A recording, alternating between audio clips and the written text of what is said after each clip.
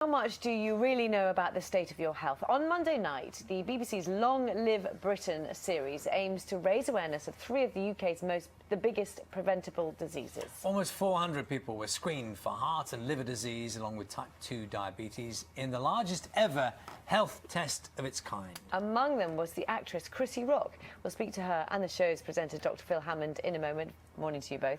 But first, Chris, we're going to take you back a bit. This is when you got your results. Hi, Crissy. Oh. How you doing?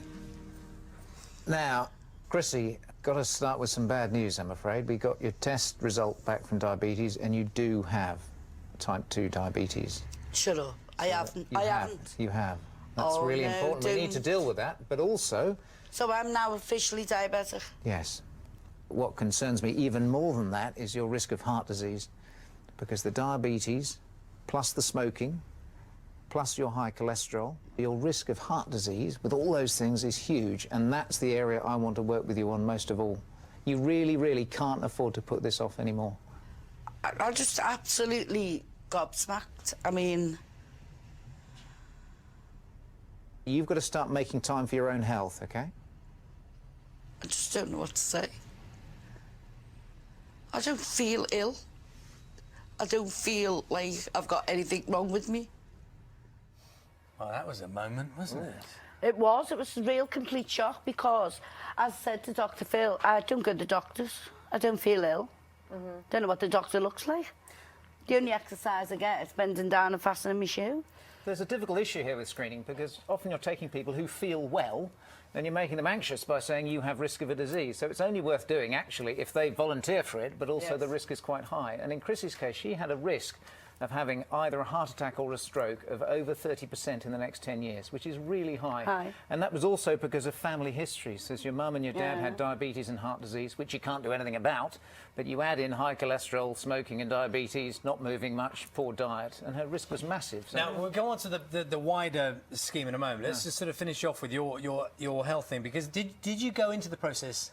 You must have known that your lifestyle was not healthy, so you volunteered to take part. So you're engaging a little bit. I mean, that's progress of sorts, isn't it? I mean, I thought to myself, well, you know, the agent says go along, and you wasn't guaranteed to be picked, or you just went along. And then, but it's afterwards. I mean, I'm not one of these people who care what I look like on the outside. This is the package God gave me, do you know what I mean? But on the inside, you don't know what's going on. And how many women go, if your husband or your kids or your partner was sick, you become a nurse and say, you're not doing this, you're not doing that. But why don't we take that time out for ourselves? So the confusing thing here, I guess, from Crissy's point of view, and other people at home as well, is that you felt well, but actually she has this life-threatening condition. So how come she didn't realise? Well, we call them secret killers. Liver disease, your liver has no nerves, so it's quite easy to drink too much and suddenly you wake up one day jaundiced, not realising you've got end-stage liver failure. Women particularly, not in Crissy's case, a lot of women drink far too much, so half a bottle of wine a day is enough to give you liver failure, and liver failure is really on the increase, so it'll just creep up on you silently. Diabetes, you might get tiredness, you might get blurred vision, you might get thirst, or you just might not feel quite right. Heart disease too can suddenly creep up on you, boom, heart attack. So that's the issue with it, but I don't want to panic people. This is about self-responsibility. If we want the NHS to survive, I was born in the NHS, as you might have spotted. I'd like to die in it, and I don't think it'll be there for me when I need it at its current rate. We've had all these stories about the NHS hospital inspections. Actually, it's about us taking self-responsibility. It's not about shouting at Crissy and telling her to change her behaviour. It's about finding ways for Crissy to increase her health within the context of her life as a really brilliant performer, a brilliant artist. She's got so much to offer. I wanted to be around for 20 years to offer that. Yeah, but it did... 30 maybe. Possibly 40. I was clinically dead when I met him. You know, they had 2 more legs, he'd have shot me. But it did make you go, whoa. I never said that. And Phil, that you've done this to a lot of people. I mean, this is a big experiment, effectively, you've done. Well, we sort of know. You know with a simple tape measure. As a bloke, if you look down, you can't see your private parts, you're overweight. Or you can just get a tape measure. If a tape measure is half your height or more, so the tape measure of your waist, which is the level of your belly button, not your hips. Your hips is your jean size, your hip size. Your waist measurement should be half your height or less. Very simple. If it's higher, you are at risk of diabetes, heart disease and liver disease. So you don't need expensive screening.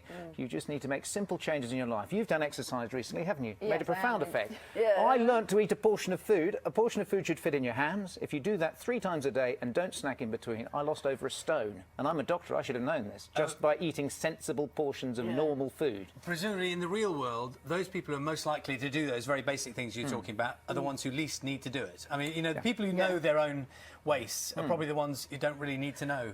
But you see, I used Do you know what I mean? Yes, so you have to move upstream. You have to inspire and motivate people like Crissy. All the people we follow, the celebs, are performers, and they all have very stressful lives. It's quite hard to eat, not to eat junk food. You have to find ways within their lifestyle of fitting in these changes. So, Crissy, you have made quite a few fundamental changes. What are they? I would never eat a pasty again for the rest of my life.